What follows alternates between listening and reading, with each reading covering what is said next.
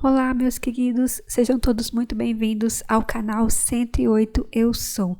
E eu sou profundamente grata à companhia de cada um de vocês.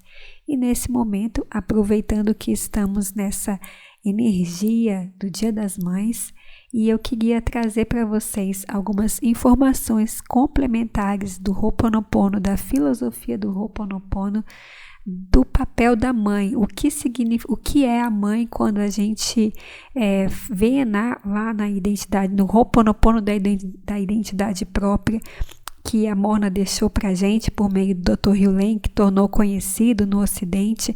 A gente encontra quatro figuras, mas formando aquela triangulação familiar, a gente encontra três, né? Que a gente se refere, a gente sempre encontra nas orações lá da prece da purificação, tem lá pai, mãe, filho. Então, aproveitando o Dia das Mães, queria trazer informações complementares, breves informações sobre a mãe, quem é a mãe nessa identidade própria do Ho'oponopono. Lembrando, meus amigos, que essa é uma informação complementar, totalmente baseada nos ensinamentos do Dr. Hugh Lane. O que eu quero dizer é que é dispensável que você compreenda com profundidade, ou que você compreenda esse esquema do pai, mãe, filho, para que você tenha o benefício do Ho'oponopono. Basta fazer as frases ou basta fazer as ferramentas de purificação, ou seja, basta praticar o Ho'oponopono para colher os benefícios. Essas são informações apenas para o nosso intelecto, apenas para complementar o nosso estudo, para agregar mais na nossa caminhada. Ela não interfere no funcionamento da técnica, tá bem? Podem ficar tranquilos quanto a isso. Então vamos lá. Cada um de nós fomos criados pelo Divino Criador, pela fonte criadora de tudo que é, e cada um de nós tem a sua identidade própria. Por isso, o Ho'oponopono da identidade própria. Por quê? Porque o Ho'oponopono ele é feito para nós e não para fora, não para o outro. Então, Ho'oponopono da identidade própria, cada um de nós é uma identidade própria que apresenta quatro facetas, digamos assim. A primeira é o Divino Criador, é a nossa parte divina, a nossa centelha divina. Depois temos a nossa parte superconsciente, que é o Pai, que é aquela parte que os havaianos chamam de alma Kua. Depois nós temos uma outra faceta que seria a mente consciente, seria a mãe, seria a nossa mente que toma as decisões. Os havaianos chamam de Uhane. E por fim, temos a nossa mente subconsciente, que seria a criança, o filho, que os havaianos chamam de Unihipili. Então, esses quatro integrantes compõem, os elementos da família da identidade própria. Na purificação de memórias, cada um desses integrantes possui, digamos assim, uma tarefa específica no procedimento. Os problemas, as dificuldades que se apresentam na nossa vida são encenações de dados mortos. É assim que o Dr. Hugh Lane se refere. Os problemas são a encenação de dados mortos, de memórias que estão armazenadas na criança, no Unihipili. Diante dessa situação, cabe à mãe, mente consciente, tomar a decisão de iniciar o processo de purificação de memórias. Iniciado o processo de purificação de memórias, todos esses quatro integrantes da identidade própria possuem um papel determinado nesse procedimento de purificação.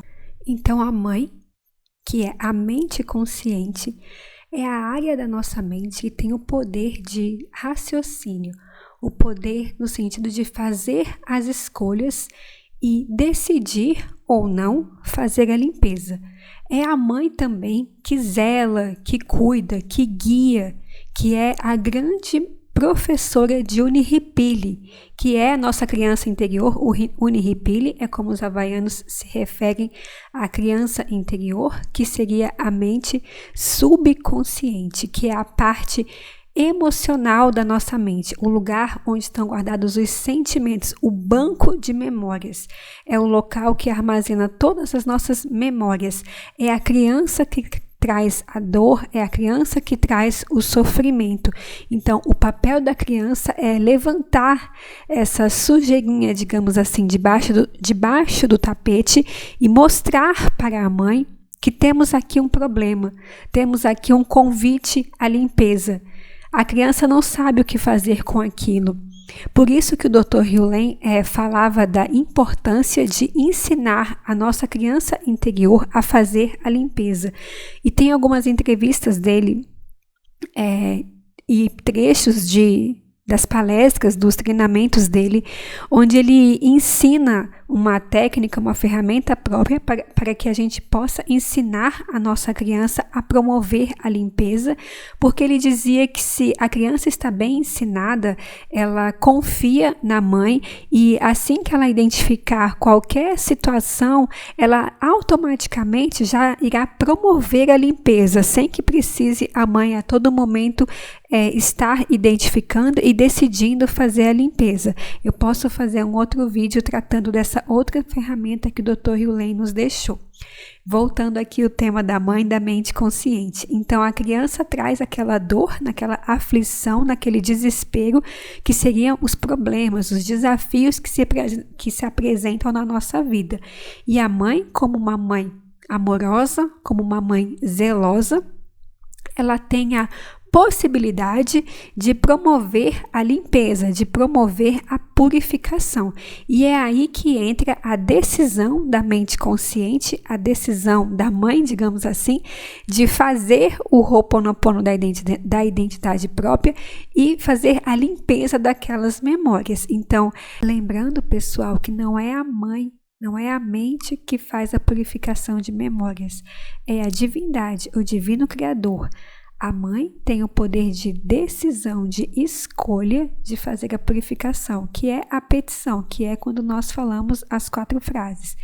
Então, a criança traz a dor, a mãe identifica aquela dor, vê que a criança está trazendo aquele dado morto e tem a opção de, junto ali com a criança, né, diante da criança apresentando ali para a mãe aquela dor, a mãe, que é o adulto, que é a mente consciente, tem a opção de fazer a petição ao divino para que libere aquela memória. Então, exemplificando aqui de uma outra forma, a mãe, a mente consciente, é aquela parte de nós que, diante de um desafio, de uma situação que intitulamos como problema, uma situação ou uma emoção desagradável, nós decidimos, diante daquele convite, fazer o Ho'oponopono ou alguma das ferramentas de purificação do Ho'oponopono.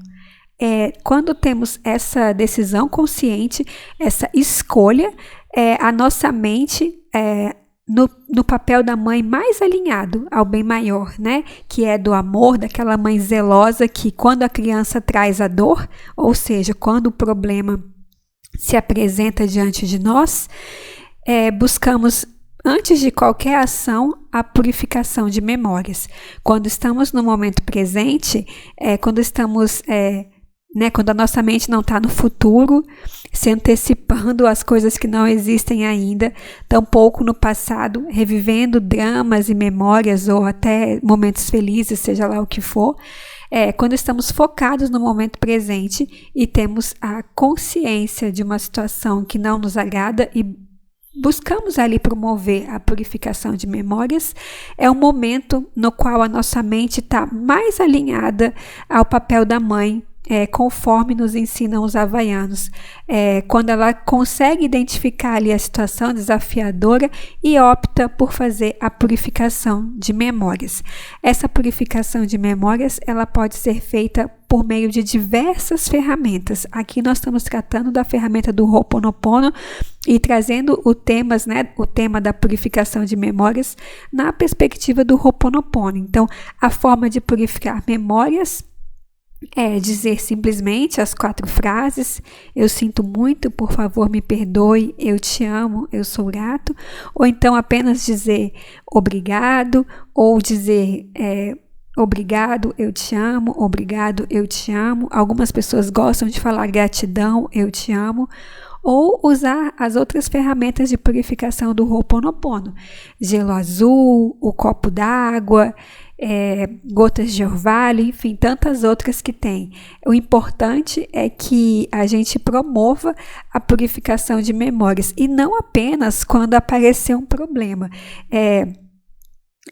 Eu falei aqui do problema porque a criança que é o banco de memórias. Então, quando aparece o problema, a criança, o Unihipili, trazendo ali aquela memória, aquele dado morto do passado.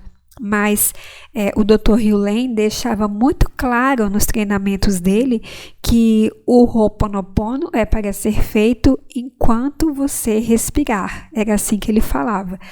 Diante de uma coisa muito boa, muito alegre: eu sinto muito, por favor me perdoe, eu te amo, sou grata. Diante de um desafio, de uma situação desagradável: eu sinto muito, por favor me perdoe, eu te amo, sou grato.